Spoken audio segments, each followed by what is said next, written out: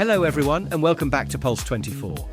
I'm your host, Nate, and I'm ready to dive headfirst into the electrifying world of AI and tech. This week, we're looking at everything from AI power struggles to AI power plants. Plus, we'll be discussing how AI is shaking up industries you might never expect.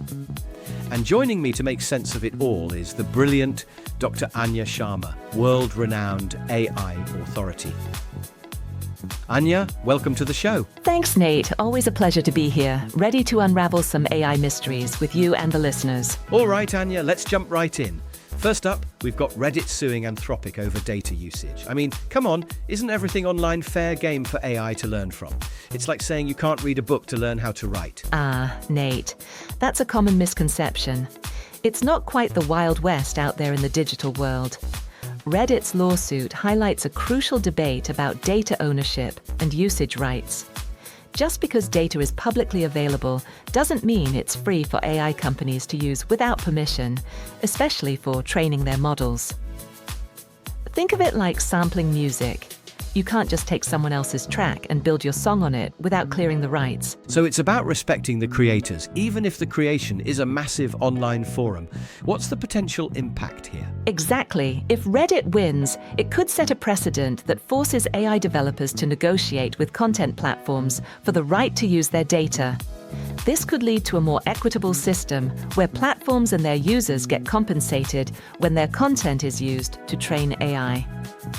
It could also slow down AI development or make it more expensive, as companies would need to budget for data licensing. Okay, that makes sense. Next up, we have a story about Broadcom boosting AI chip performance. Apparently, they've created a new data center switch that helps NVIDIA chips run even faster. So, are we just going to keep making chips faster and faster until they can think for themselves? Well, Nate, Broadcom's innovation is less about creating sentient chips and more about optimizing existing hardware. These new data center switches are designed to remove bottlenecks and ensure that data flows smoothly to NVIDIA's AI chips. Think of it like widening a highway to ease traffic congestion. The cars aren't necessarily faster, but they can move more efficiently. So, it's about making the whole system work better, not just individual components. Precisely. AI applications, especially those used in data centers, require massive amounts of data to be processed quickly. These switches help to accelerate those workloads, leading to faster processing times and improved overall system performance. It's about extracting maximum value from existing AI chips. All right, Anya, let's move on to our third story. This one's wild. Meta is buying power from a nuclear plant, and it might even lead to building a new reactor. I thought AI was all about virtual stuff, not needing massive amounts of electricity. Are we going to power the metaverse with nuclear energy? Nate, you've hit on a crucial point.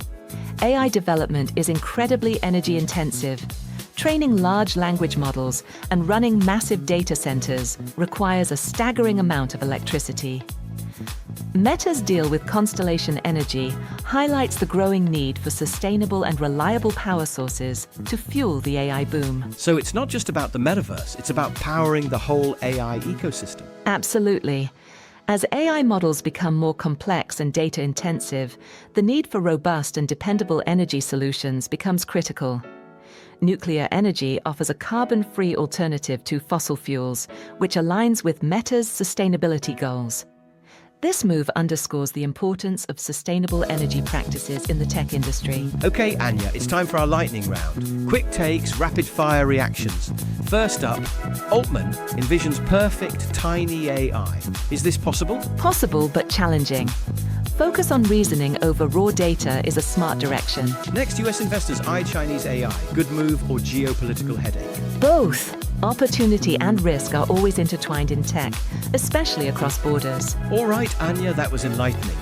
Thanks for joining me today and shedding light on these fascinating stories. My pleasure, Nate. Always a blast. And that's all the time we have for today, folks.